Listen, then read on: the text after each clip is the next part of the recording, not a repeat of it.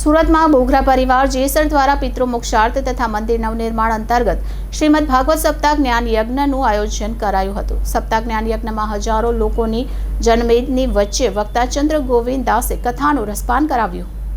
સુરત શહેરના દુખિયાના દરબાર રોડ ખાતે આવેલ વૃંદાવન ફાર્મ ખાતે બોઘરા પરિવાર જેસર દ્વારા પિતૃ મોક્ષાર્થ તથા મંદિર નવનિર્માણ અંતર્ગત શ્રીમદ ભાગવત સપ્તાહ જ્ઞાન યજ્ઞનું આયોજન કરવામાં આવ્યું હતું, જેમાં કથાના વક્તા ચંદ્ર ગોવિંદાસ દ્વારા ભાગવત સપ્તાહ જ્ઞાન યજ્ઞમાં અલગ અલગ પ્રસંગોની આસ્થા પર ઉજવણી કરાઈ હતી, જેમાં પોથી યાત્રા, દીપ પ્રાગટ્ય સહિતના અનેકવિધ કાર્યક્રમો યોજાયા હતા અને સમગ્ર હિન્દુ સનાતન ધર્મ ધાર્મિક આસ્થા તરફ કઈ રીતે મળે તે રીતે કથાનું રસપાન કરાવ્યું હતું, જેમાં જાણીતા ઉદ્યોગકાર લવજીભાઈ બાદશાહ સહિત અનેક રાજકીય અને સમાજસેવક સેવિકાઓ ઉપસ્થિત રહીને હજારોની જનમેદની શ્રીમદ ભાગવત સપ્તાહ જ્ઞાન યજ્ઞનું રસપાન કર્યું હતું।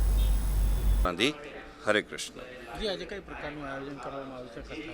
ખૂબ સરસ આયોજન, અને અમે તો ધાર્યું નહોતું કે આવી ગરમીમાં અને આ હાવડા મેદાનમાં આટલું સરસ મજાનું સક્સેસફુલ આયોજન, અને એ પ્યોર કથા વક્તા શ્રીમાન છે ચંદ્રગોવિંદ પ્રભુ, પ્યોર એટલે પ્યોર ભાગવત ઉપર બોલે છે, ખૂબ સરસ। અને એમાં 3 મિત્રોએ, જે યુવા મિત્રોએ લાભ લીધો છે, અનિલભાઈ ડોબરિયા, કૃણાલભાઈ બોઘરા અને સંજયભાઈ વાડોદરિયા, આ 3 મિત્રો છે, આયોજકો છે, ખૂબ સરસ। અને હું તો સાથે દી અહીંયા, અને હરે કૃષ્ણ ધામ સમિતિ વતી હું આપને સંદેશો આપવા માગું છું કે આ કથા પાછળનો હેતુ છે કે આ વિસ્તારની અંદર એક રાધાકૃષ્ણ અને શ્રીનાથજી બાવાનું મંદિર બની રહ્યું છે, જેના નિર્માણ નિમિત્તે આ કથાનું આયોજન થયું છે। એમાંય સુરતની ધરતી એટલે દાતાઓ પણ બહુ વરસા અતિશય। અને આ સુંદર મજાનું ભાગવત સપ્તાહનું જે આયોજન કરી રહ્યું છે ને ચંદ્ર ગોવિંદાસ પ્રભુના મુખેથી જે સપ્તાહનું આયોજન થઈ ગયું છે, લાખો લોકો આનું ઓનલાઈન મીડિયા અને અહીંયા રૂબરૂ સ્થળે આવીને રસપાન કરી રહ્યા છે।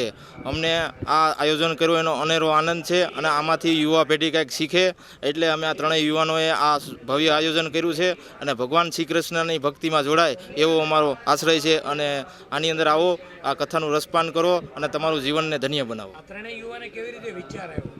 અમને એવો વિચાર આવ્યો કે આ ભગવાનની ભક્તિ સિવાય બીજું આ દુનિયાની અંદર કાંઈ છે નહીં। પૈસા તો બધાય પાસે હોય, પણ ભાગવતનું આયોજન કરવું એ તો ઉપરથી ભગવાનની કૃપા હોય તો જ થાય, બાકી કરોડ રૂપિયા હોય, 5 કરોડ હોય તો તમારાથી આયોજન થાય એવું શક્ય નથી। અમે આ 3 વર્ષથી અમારા મગજમાં આવતું હતું, અને આજે અમારું કાર્ય સફળ થયું છે।